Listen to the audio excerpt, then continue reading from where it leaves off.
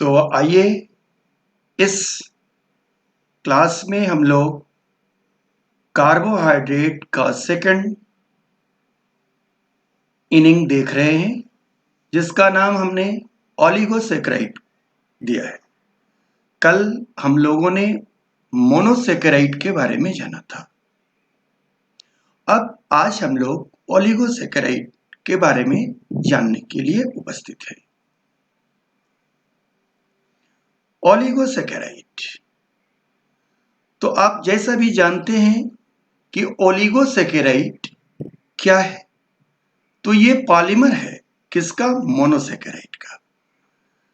इसके लिए हमने जो लाइन लिया है, मैं कह रहा हूं कि these are compound sugar that yield 2 to 10 molecule of the same or different monosaccharide on hydrolysis। यानी ओलिगोसैकेराइड वैसे मॉलिक्यूल हैं जिनको हाइड्रोलाइज किया जाए तो उससे 2 से लेकर 10 तक मोनोसैकेराइड पैदा हो सकते हैं। Accordingly, an oligosaccharide yield 2 molecule of monosaccharide on hydrolysis is designated as disaccharide। कि वह ओलिगोसैकेराइड जिसके हाइड्रोलिसिस से केवल 2 मोनोसैकेराइड पैदा हो उसे हम डाइसैकेराइड कहते हैं। And the one yielding 3 molecule of the monosaccharide as a trisaccharide and so on। इसी प्रकार अगर ओलिगोसैकेराइड से 3 मोनोसैकेराइड पैदा होते हैं तो वो ट्राइसैकेराइड होगा, और इससे ज्यादा अगर 4 होते हैं तो टेट्रासैकेराइड, 5 होते हैं पेंटासैकेराइड, सो ऑन। अब डाइसैकेराइड के कुछ एग्जाम्पल को देखें।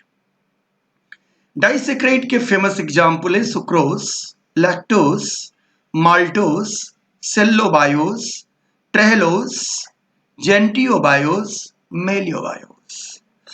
और भी हैं, लेकिन इसमें मुख्य रूप से आपको जानना है सुक्रोज, माल्टोज और लैक्टोज। इसी तरह ट्राइसैकेराइड रैमिनोज, जेंटियोज, रैफिनोज या मेलिटोज, रैबिनोज, मेलिजियोटोज। टेट्रासैकेराइड एस्टाइकोज या एस्कोरोडोज। पेंटासैकेराइड वर्बिकोज। इसमें इंपॉर्टेंट है वर्बिकोज, एस्टाइकोज, रैमिनोज, सुक्रोज, लैक्टोज और माल्टोज। कहता है कि the molecular composition of the 3 legume oligosaccharide. Legume दलहन पौधे, दाल पैदा करने वाले पौधे, उनमें पाए जाने वाले कुछ इंपॉर्टेंट ओलिगोसैकेराइड रैफिनोज, एस्टाइकोज और वर्बिकोज। अब रैफिनोज में क्या क्या है? क्या है? गैलेक्टोज, ग्लूकोज और फ्रुक्टोज। तो रैफिनोज ट्राइसैकेराइड हो गया। इसी प्रकार एस्टाइकोज जो टेट्रासैकेराइड है, क्या क्या है इसमें? Galactose, 2 molecule galactose, 1 molecule glucose और 1 मॉलिक्यूल फ्रुक्टोज। इसी तरह वर्बिकोज। अब वर्बिकोज क्या? पेंटासैकेराइड है। इसमें भी 2 मॉलिक्यूल गैलेक्टोज, एक और 3 molecule galactose, 1 glucose and 1 fructose. आप देख रहे हैं ये तीनों, और आपको सिंपली याद भी रहेगा, सिंपल है कि रैफिनोज में 1 गैलेक्टोज है, 1 ग्लूकोज है और 1 फ्रुक्टोज है। जबकि एस्टाइकोज में फ्रुक्टोज और ग्लूकोज के साथ गैलेक्टोज के 2 मॉलिक्यूल, जबकि वर्बिकोज में ग्लूकोज और फ्रुक्टोज के साथ गैलेक्टोज के 3 मॉलिक्यूल। सिंपल है। अब यहां सिंपल बात हम लोगों को यह जाननी होगी कि 2 मोनोसैकेराइड आपस में जुड़ते हैं तो कौन सा बॉन्ड बनाते हैं, और वो किस प्रकार का बॉन्ड होता है। क्योंकि आप जानते हैं कि मोनोमर जब पॉलीमर बनाएगा तो बॉन्ड बनाएगा। जैसे एमिनो एसिड ने पेप्टाइड बॉन्ड बनाया था, न्यूक्लियोटाइड ने फॉस्फोइस्टर बॉन्ड बनाया था, इस तरह यहां पर भी बॉन्ड बनेगा और उसका नाम होता है ग्लाइकोसिडिक बॉन्ड। तो एक्चुअली हम लोग डाइसैकेराइड या ओलिगोसैकेराइड पढ़ने के लिए जो उपस्थित है, लेकिन हम लोगों का फोकस होगा कहां? ग्लाइकोसिडिक बॉन्ड पर। ये ग्लाइकोसिडिक बॉन्ड जो फेमस बॉन्ड है जिसके द्वारा पॉलीसेकेराइड का निर्माण होता है। पेप्टाइड बॉन्ड और फॉस्फोइस्टर बॉन्ड के तरह यह भी एक कोवेलेंट बॉन्ड होता है। एनहाइड्रस होता है, बॉन्ड फॉर्म होने से वाटर रिलीज होता है। चलिए हम ग्लाइकोसिडिक बॉन्ड पर बात करने से पहले कुछ और बातें करते हैं। डाइसेकेराइड, डाइसेकेराइड कि ये देखिए 3 फेमस डाइसेकेराइड को हमने यहां लिया है, सुक्रोज, लैक्टोज एंड माल्टोज। मैं बारी बारी से भी इस पर बात करूंगा। Disaccharide composed of 2 monosaccharide, 2 monosaccharide के मिलने से डाइसेकेराइड बना। Cell can make disaccharides by joining the 2 monosaccharide by biosynthesis. इस बायोसिंथेसिस, इस ज्वाइनिंग के लिए जो बॉन्ड रिस्पॉन्सिबल है वो आप जान ही लिए हैं, glycosidic bond. Glucose plus fructose बराबर सुक्रोज। क्या है सुक्रोज को कहते हैं? Table sugar, found naturally in plant, sugar cane, sugar beet, honey, maple syrup. Sucrose में be purified from the plant source into brown, white and powdered sugar। कि ये sucrose, table sugar जिसे आप लोग कहते हैं या आप अपने भाषा में इसे चीनी कहते हैं। ग्लूकोज और ग्लैक्टोज यह मिलकर बनाता है lactose, the primary sugar in the milk and the milk product. आप जानते होंगे many people have problem digesting the large amount of lactose, that is called lactose intolerance। बहुत सारे मनुष्यों को या एशियन मूल के सारे लोगों को ये लैक्टोज पच नहीं पाता है। कब? 5 बरस के बाद। और इस जेनेटिक परेशानी को हम लोग लैक्टोज इंटॉलरेंस कहते हैं और इस पर भी बात हम लोग करेंगे, लेकिन यहां हम लोग इस पर भी बात नहीं कर रहे हैं। ग्लूकोज और ग्लूकोज, 2 मॉलिक्यूल ग्लूकोज आपस में मिलकर maltose produce when starch broken down, starch के हाइड्रोलिसिस से पैदा होता है। Use naturally in fermentation reaction of alcohol and beer manufacturing. Beer बनाने में, अल्कोहल बनाने में, फर्मेंटेशन के प्रक्रिया में इसका यूज, माल्टोज का यूज होता है, माल्टिंग। इस पर भी हम लोग रिस्पायरेशन में बात करेंगे आगे जब हम लोग सेल शुरू कर रहे हैं, तो इन सारी बातों की जो क्या विस्तृत अध्ययन है, विस्तृत स्कोप हम लोग लेकर के आगे बढ़ेंगे। जस्ट तो यहां आपने देखा सुक्रोज, तो सुक्रोज में आपने क्या पाया? Glucose plus fructose. लैक्टोज तो glucose plus galactose, maltose glucose plus glucose. तो ये आपने एक छोटा सा चर्चा हमसे डाइसेकेराइड पर देखा। आइए अब एक बात आपके दिमाग में हमेशा उठती है कि शुगर है तो मीठा होगा, तो शुगर और मीठापन, स्वीटनेस के बीच क्या रिलेशन है? बहुत सारे ऐसे भी सबस्टांस हैं जो शुगर नहीं है, कार्बोहाइड्रेट नहीं है, फिर भी मीठा है। आप लोगों ने नाम सुना होगा शुगर फ्री रसगुल्ला। भाई तो रसगुल्ला है तो मीठा होना होगा, और वो मीठा कैसे होगा? लिखा हुआ है शुगर फ्री, यानी उसमें ये कार्बोहाइड्रेट डाल के उसको मीठा नहीं किया गया है, डाइसेकेराइड डाल करके मीठा नहीं किया गया है, बल्कि non carbohydrate, non sugar substance उसमें डाला गया है और उसके वजह से वो मीठा। आपने नाम भी सुना होगा saccharin, sweetness agent, sweetener agent. तो कोई भी नन शुगर या शुगर कितना मीठा होगा, इसका क्या पैरामीटर है, इसका क्या इंडेक्स है? आइए इस पर थोड़ा हम लोग बात करते हैं और डाइसेकेराइड के बाद ट्राइसेकेराइड पर भी हल्का बात करेंगे और टेट्रासेकेराइड पर। ट्राइसेकेराइड कंपोज्ड ऑफ द 3 मोनोसेकेराइड। राफिनोज जान ही चुके हैं आप लोग कि राफिनोज में क्या होगा कि एक मॉलिक्यूल ग्लूकोज, एक मॉलिक्यूल फ्रुक्टोज और एक मॉलिक्यूल ग्लैक्टोज। टेट्रासेकेराइड एस्टाइकोज क्या होगा? एक मॉलिक्यूल और बढ़ जाएगा ग्लैक्टोज, 2 मॉलिक्यूल ग्लैक्टोज हो जाएगा, एक मॉलिक्यूल ग्लूकोज और एक मॉलिक्यूल फ्रुक्टोज।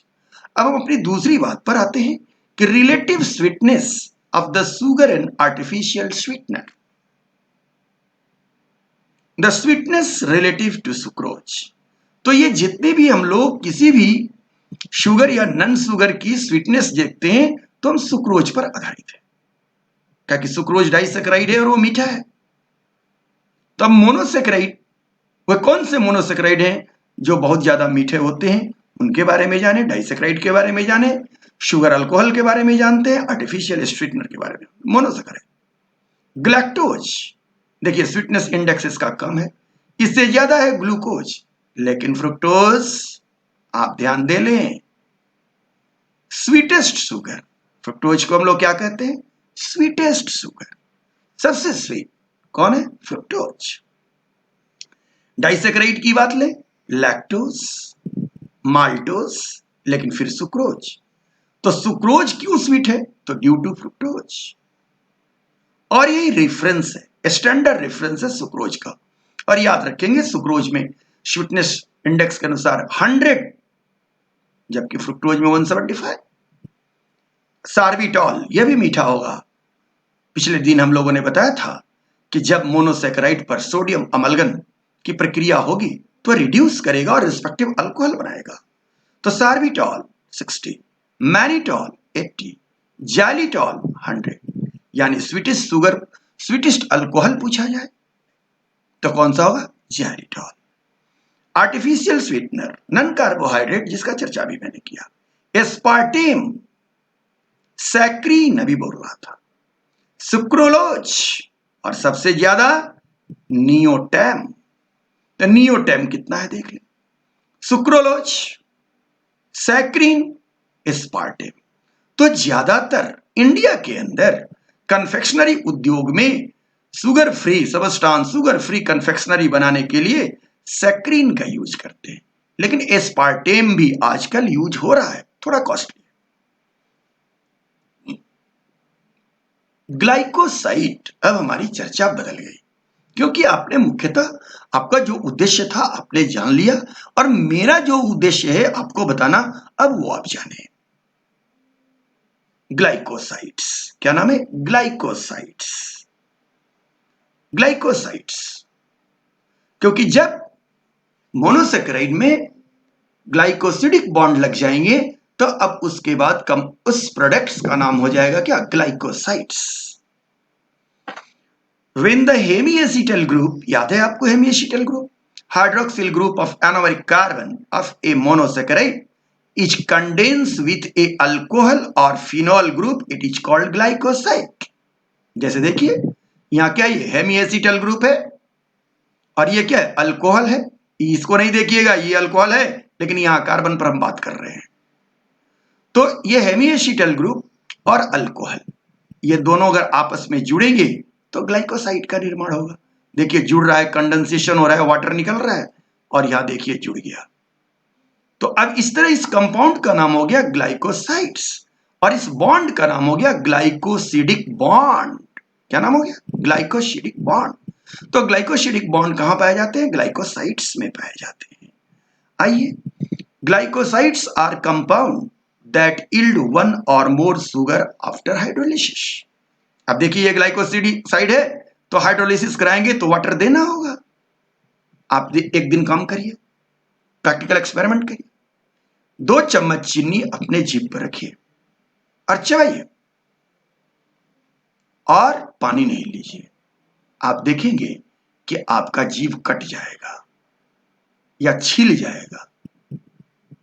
आप बोल रहे हैं 2 चम्मच चीनी से नहीं होगा सर, ठीक है 5 चम्मच चीनी ले लीजिए, 1 मुट्ठी, आधा मुट्ठी चीनी मुंह में रख लीजिए और बिना पानी लिए हुए उसको चबा करके घोटिए। तो क्या होगा? अब वो डाइसेकेराइड है, सुक्रोज है, उसको टूटना है ग्लूकोज और फ्रुक्टोज में। तो ग्लूकोज और फ्रुक्टोज में टूटेगा तो उसकी हाइड्रोलिसिस होगी, और हाइड्रोलिसिस होने के लिए उसको वाटर चाहिए। तो वाटर कहां से एब्जॉर्ब करेगा? आपके जीभ की सेल से, आपके जीभ के टिश्यू से, आपके गाल चीक के टिश्यू से वाटर तो एब्जॉर्ब कर लेगा, और वाटर के अभाव में वहां के सेल टिश्यू क्रैक करने लगेंगे, तो आप कहिएगा छिला गया, कट गया। है समझ में?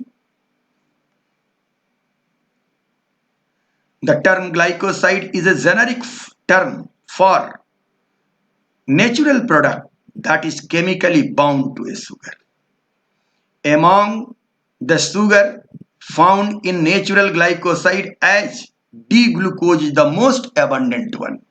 जितने भी नेचुरल ग्लाइकोसाइड्स पाए जाते हैं उसमें ग्लूकोज डी या डी ग्लूकोज, अब ये डी क्या है आप समझ रहे हैं कि डी ग्लूकोज अबंडेंटली पाया जाता है। कार्डिक ग्लाइकोसाइड इकोलॉजी में आएंगे, इस पर हम चर्चा करेंगे कि कार्डिक ग्लाइकोसाइड्स क्या होता है, और यहां मैं बता रहा हूं कि वो कंपाउंड है क्या। The cardiac glycoside are organic compound containing glycoside sugar that act upon contractile force of the cardiac muscle. Heart को चौक कर देगा।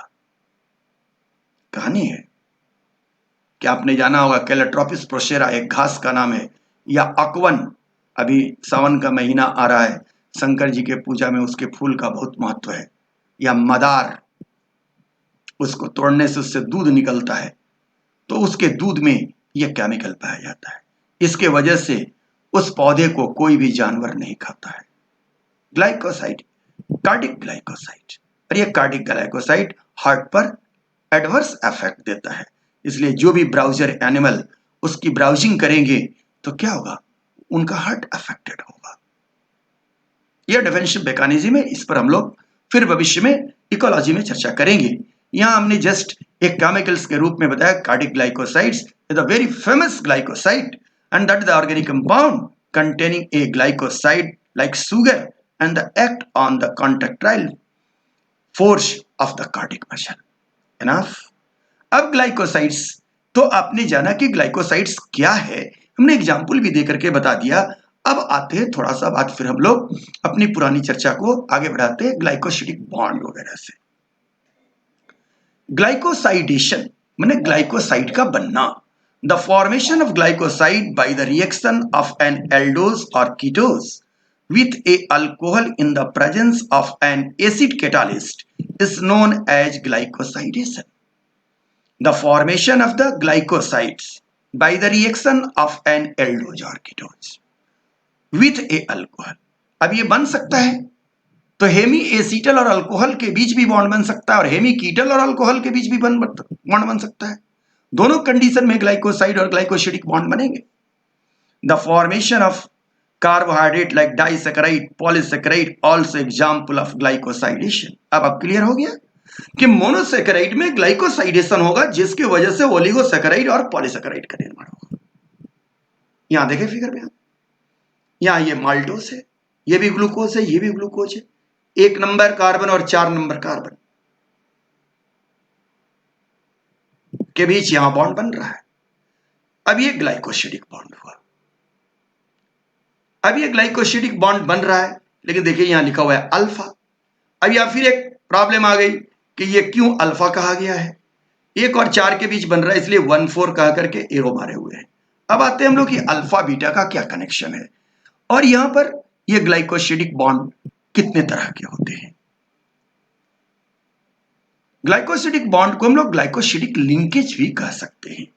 ग्लाइकोसिडिक बॉन्ड या linkage, this is formed via a condensation reaction and a bridge is created, thus bridge is called glycosidic bond। यह है glycosidic bond, या यहां यह भी मॉलिक्यूल बना रहा है यहां।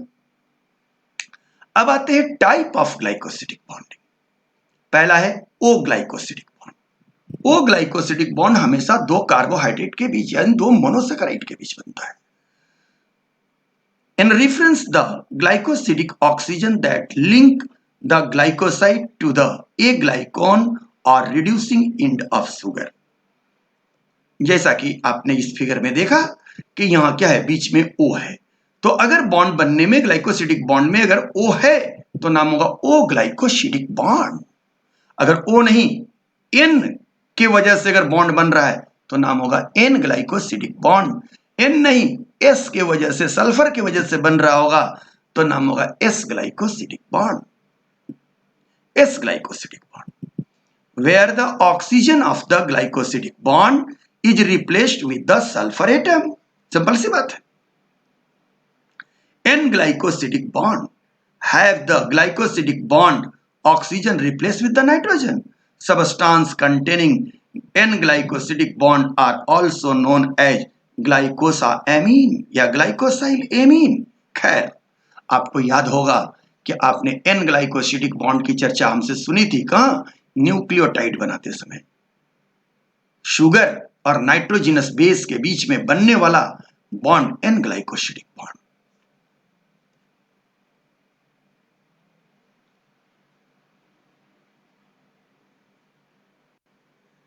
कहता है कि a carbon oxygen bond is a covalent bond between the carbon and oxygen and one of the most abundant in organic chemistry and biochemistry.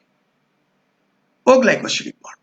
During polymerization, carbonyl group of the one monosaccharide unit get condensed with the alcohol unit of another monosaccharide unit to form a disaccharide unit, and forming bond is called glycosidic bond. तो देखिए glycosidic bond यहां form कर रहा है। तो यहां glycosidic bond कैसे form कर रहा है देखिए, यहां ध्यान दीजिए, ये दोनों शुगर अलग अलग है। देखा आपने? देखिए एंजाइम लग रहा है, वाटर रिलीज हो गया, बॉन्ड एक्सटेंड हुआ और ये ग्लाइकोसिडिक बॉन्ड। ये कौन सा ग्लाइकोसिडिक बॉन्ड हुआ? ओ ग्लाइकोसिडिक बॉन्ड। और ये ओ ग्लाइकोसिडिक बॉन्ड किसके किसके बीच बना? तो दो ग्लूकोज के मॉलिक्यूल के बीच बना। दोनों, एक ग्लूकोज का किसके बीच? हेमी एसिटल, और दूसरे ग्लूकोज के OH ग्रुप। तो 1 और 4। 1 पर क्या है? हेमी एसिटल है। 4 पर क्या है? OH ग्रुप है। तो इसलिए इसका नाम क्या हो गया? ओ ग्लाइकोसिडिक बॉन्ड। और कैसा ओ ग्लाइकोसिडिक बॉन्ड? 1,4 ओ ग्लाइकोसिडिक बॉन्ड। लेकिन इसका पूरा नाम अभी पीछे आप देख के आए हैं, अल्फा 1,4 ग्लाइकोसिडिक लिंकेज। अब अल्फा और बीटा का क्या संबंध है? तो ओ ग्लाइकोसिडिक बॉन्ड दो तरह के होते हैं, अल्फा ओ ग्लाइकोसिडिक बॉन्ड और beta O glycosidic bond. In O-glycosidic bonding, there are two types of linkage, alpha linkage and beta linkage. An alpha glycosidic bond form when the OH group on carbon 1 is below and the plane of the glucose ring. कि अगर OH group जैसे below माने alpha, अगर alpha iso anomer है तो beta glycosidic bond is form when the OH group above the plane. अब example, cellulose form by glucose molecule linked by 1,4 beta glycosidic linkage. तो cellulose भी glucose के polymer है और स्टार्च भी ग्लूकोज के पॉलीमर है। दोनों में ग्लूकोज ही पाए जाते हैं, लेकिन अंतर कहां आ गया? बॉन्डिंग का। अब देखिए यहां ये माल्टोज है।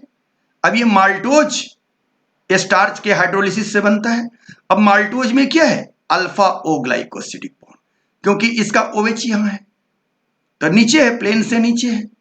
और इसमें कहां है? OH इसका ऊपर है, प्लेन से ऊपर है। तो अगर यहां OH है तो बॉन्ड इस प्रकार बनेगा। तो ये हो गया क्या? Beta glycosidic bond. और ये क्या हो गया? Alpha glycosidic bond. तो यहां 4 एग्जाम्पल दिया कि सेलुलोज में बीटा ग्लाइकोसिडिक बॉन्ड, स्टार्च में अल्फा ग्लाइकोसिडिक बॉन्ड, माल्टोज में अल्फा ग्लाइकोसिडिक बॉन्ड, लैक्टोज में बीटा ग्लाइकोसिडिक बॉन्ड। अब ओ ग्लाइकोसिडिक बॉन्ड पर आपने बात किया। अब इन ग्लाइकोसिडिक बॉन्ड जो बोला था देख लीजिए एक बार, ऐसे ये जाना हुआ बात है कि ये नाइट्रोजनस बेस है और ये शुगर है राइबोज। इसका पूरा नाम क्या होगा? Beta D ribofuranose. Beta D ribofuranose. तो ये बीटा डी राइबोफुरानोज जब नाइट्रोजनस बेस से जुड़ रहा है तो यहां देखिए ग्लाइकोसिडिक बॉन्ड बन रहा है और यहां N है, इसलिए इसका नाम क्या होगा? N glycosidic bond. इस प्रकार आपने जाना कि ग्लाइकोसिडिक बॉन्ड 3 तरह के हुए, O glycosidic bond, S glycosidic bond, N glycosidic bond. और O ग्लाइकोसिडिक बॉन्ड भी 2 तरह के हुए, अल्फा O ग्लाइकोसिडिक बॉन्ड और बीटा O ग्लाइकोसिडिक बॉन्ड। अब डाइसैकराइड जो फेमस हैं उसका एक लिस्ट ले लीजिए हमसे। तो सबसे फेमस सुक्रोज, इसका नाम क्या है? कंपोजिशन क्या है? D glucose pyranosyl 1,2 D fructo furanoside. Glycoside के लिए इसका नाम हो गया फुरानोसाइट्स। और कहां कहां बीच में बॉन्ड बना? 1 और 2 के बीच में बॉन्ड बना और दोनों क्या है? दोनों डी फॉर्म के बीच बॉन्ड बना। तो ये इसका कंपोजिशन सुक्रोज का हुआ। सोर्स क्या है?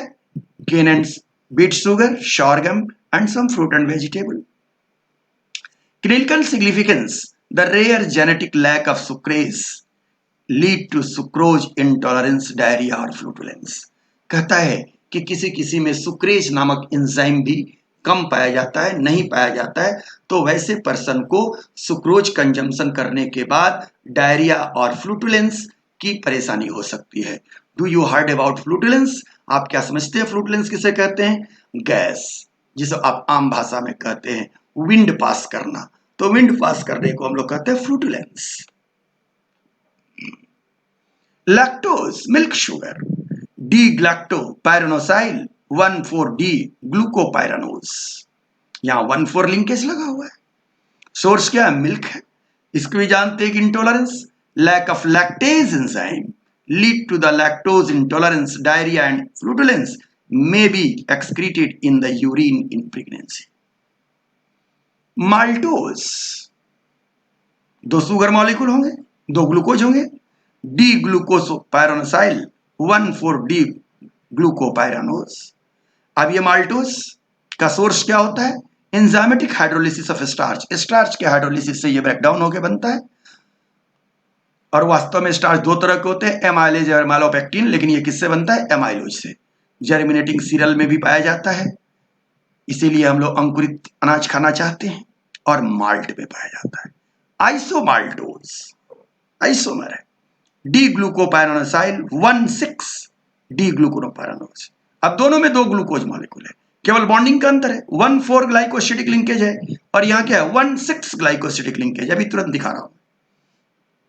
एंजाइमेटिक हाइड्रोलिसिस ऑफ स्टार्च, तो ब्रांच पोजीशन, तो ये बनेगा किससे? एमाइलोपेक्टिन से। याद रखेंगे, अगर एमाइलोज की हाइड्रोलिसिस से इल्ड होगा तो वो होगा माल्टोज, और एमाइलोपेक्टिन के हाइड्रोलिसिस से इल्ड होगा तो वो होगा आइसोमाल्टोज। सुक्रोज, थोड़ी सी बात ये देखिए फिगर सुक्रोज की, जो अभी बता क्या है, देखिए 1,2 ग्लाइकोसिडिक बॉन्ड बना हुआ है। क्या है? केन शुगर या टेबल शुगर कहते हैं। ग्लूकोज और फ्रुक्टोज स्वीटनिंग एजेंट है, नॉन रिड्यूसिंग है, no osazone formation. Clinical importance क्या है? डेंटल कैरीज करता है, दांतों का सड़न पैदा करता है, bypass metabolic check point, obesity को बढ़ाता है, सुक्रेज डिफिशियंसी जिसके वजह से परेशानी होगी, जो कि बात आप समझ सके हैं। अब एक छोटी सी बिंदु हम आपसे डिस्कस करेंगे। कल भी मैंने इस पर चर्चा किया था, जिसमें मैं म्यूटा रोटेशन की बात कर रहा था कि म्यूटा रोटेशन की sudden change in the rotational angle when plane polarized light passes from the fresh solution of the optically active compound। तो ये कल की बातें थी, हम यहां म्यूटा रोटेशन पर चर्चा नहीं कर रहे हैं, घबराइए नहीं। हम यहां पर चर्चा कर रहे हैं इन्वर्शन पर, कि इन्वर्सन क्या है। हाइड्रोलिसिस ऑफ सुक्रोज, जिसका ऑप्टिकल रोटेशन इतना है 66.5 degree, will produce 1 molecule of glucose and 1 molecule of fructose। तो ग्लूकोज का रोटेशन प्लस में है, तो ये किधर रोटेट करेगा लाइट को? राइट हैंड में, और फ्रुक्टोज किधर? Left. Therefore A product will change the dextro rotation into लीवो rotation. यानी सुक्रोज के सॉल्यूशन से जब प्लेन पोलराइज लाइट पास कराया जाएगा तो इनिशियली लाइट जो है वो राइट हैंड की ओर रहेगा, लेकिन धीरे धीरे वो टर्न किधर कर जाएगा? लेफ्ट। तो डेक्स्ट्रो रोटेशन क्या हो गया? लीवो रोटेशन बदल गया। इस प्रक्रिया को कहते हैं क्या? इन्वर्शन। क्या बोलते हैं? इन्वर्शन। तो आपने म्यूटा रोटेशन और इन्वर्शन दोनों में अंतर किया, इत्मीनान से जाना। म्यूटा रोटेशन आपने ग्लूकोज के कंडीशन में देखा था, डी ग्लूकोज में। इन्वर्सन आपने सुक्रोज में देखा। Equimolar mixture of glucose and fructose this form is called invert sugar. पूछा गया है। The enzyme producing hydrolysis of sucrose is called invertase। वह एंजाइम जो सुक्रोज का हाइड्रोलिसिस करे उसे इन्वर्टेज कह सकते हैं, आप सुक्रेज भी कह सकते हैं। माल्टोज जाना हुआ है कि 2 molecule of glucose, alpha 1,4 glycosidic. Alpha position कहां ये देख रहे हैं, इसका नाम भी क्या है? Alpha D glucopyranosyl 1,4 alpha D glucopyranose. दो ग्लूकोज मॉलिक्यूल रहेंगे, अल्फा 1,4 ग्लाइकोसिडिक लिंकेज रहेंगे, रिड्यूसिंग डाइसैकेराइड। क्यों रिड्यूसिंग डाइसैकेराइड है? कल भी इस पर चर्चा कर रहे थे, कुछ डाइसैकेराइड रिड्यूसिंग होते हैं, देखिए, क्योंकि यहां पर क्या है, इसका ग्रुप एनोमेरिक कार्बन फ्री है, OH फ्री है, इसलिए रिड्यूसिंग होगा, रिड्यूसिंग एजेंट के जैसा काम करेगा। इसका दूसरा नाम malt sugar. Osazone formation, osazone बनता है, तो ओसाजोन कैसा होता है इसका? स्टार सेपेड या फ्लावर पेटल सेपेड। कल हम लोगों ने ओसाजोन का भी चर्चा किया था। Isomaltose, it is also reducing sugar, क्योंकि यहां भी फ्री है, देखिए यहां भी फ्री। अल्फा 1,6, अब वो 1,4 नहीं, 1,6, देखिए अल्फा 1,6 लिंकेज है, that's why the name is malt isomaltose. तो आपने समझा कि माल्टोज और आइसोमाल्टोज में क्या अंतर है। It is also reducing sugar. It contains two glucose unit combined in alpha 1,6 linkage. The first carbon of the one glucose residue is attached to the sixth carbon of another glucose through the glycosidic linkage. Am I right? Lactose. Lactose क्या है? Glucose plus galactose या galactose plus glucose, beta 1 beta glycosidic bond होगा, reducing disaccharide. यहां भी beta देखिए free है। Osazone कैसा बनेगा? पाउडर पफ और हेजहॉग सफेद झाड़ीनुमा। लैक्टोज, इसमें बॉन्ड बने बीटा ग्लाइकोसिडिक, बीटा 1,4 ग्लाइकोसिडिक। ये पूछेगा, आप ध्यान देंगे, मैं चर्चा इसलिए कर रहा हूं। बीटा डी ग्लैक्टोपेरानोसाइल 1,4 बीटा डी ग्लूकोपेरानोज या गैल बीटा 1,4 ग्लैक्स, तो लैक्टोज यानी मिल्क शुगर। तो आपने ये देखा कि ये सिंपल सी छोटी सी हमने आज ओलिगोसैकेराइड की चर्चा की थी। इसके बाद मैं आऊंगा कहां? पॉलीसैकेराइड। और पॉलीसैकेराइड आपका अंतिम लेक्चर होगा बायोमॉलिक्यूल्स का आपके लिए। अगर आप चाहेंगे, अगर आप कहेंगे, तो उसमें और भी बातें जोड़ी जा सकती है, जैसे विटामिन्स, हार्मोन्स वगैरह, लेकिन अभी नहीं। अभी तुरंत हम लोग सेल पर आ रहे हैं। हम लोगों की अगली बात अब होगी क्या? सेल। और देखिए कि आपने बायोकेमिस्ट्री पहले पढ़ी है, बायोमॉलिक्यूल पहले पढ़ी है, और आप सेल पढ़ रहे हैं, तो मेरा दावा है नियर अबाउट 50 टाइम्स ज्यादा आपकी अंडरस्टैंडिंग बढ़ जाएगी। तो अब हम लोग पॉलीसैकेराइड के बारे में चर्चा करेंगे, और वो पॉलीसैकेराइड की चर्चा क्या होगी? पार्ट 3 होगी। तो दो तरह के पॉलीसैकेराइड होते हैं, एक को कहते हैं हम लोग क्या? होमोग्लाइकेन्स या होमोपॉलीसैकेराइड, और दूसरे को कहते हैं हेटेरोपॉलीसैकेराइड या म्यूकोपॉलीसैकेराइड। घबराने की बात नहीं है, आज मैं पॉलीसैकेराइड का डिस्कशन नहीं कर रहा हूं, मैं केवल आपसे ये कह रहा हूं कि यह पॉलीसैकेराइड हमारी अंतिम बायोमॉलिक्यूल की पड़ाव है। निश्चित तौर से इसे देखें, पढ़ लें, और अब हम लोग बायोमॉलिक्यूल्स को फिनिश करने के बाद थोड़ा सा आपका क्वेश्चन टेस्ट करेंगे, आपको कुछ क्वेश्चन देंगे, आप कुछ बनाएंगे, या आप अगर बनाए हो तो आप अपना क्वेश्चन देना हमको शुरू कीजिए। जैसे आप लोग व्हाट्सएप पर इंटरेक्ट करते हैं हमसे, वैसे आप लोग व्हाट्सएप पर इंटरेक्ट करें और अपनी अपनी क्वेश्चन डालें, क्योंकि तुरंत हम लोग अगली कड़ी में जैसे ही पॉलीसैकेराइड खत्म करेंगे, फिर इसके क्वेश्चन पर बात करेंगे और साथ में शेयर। Okay, thank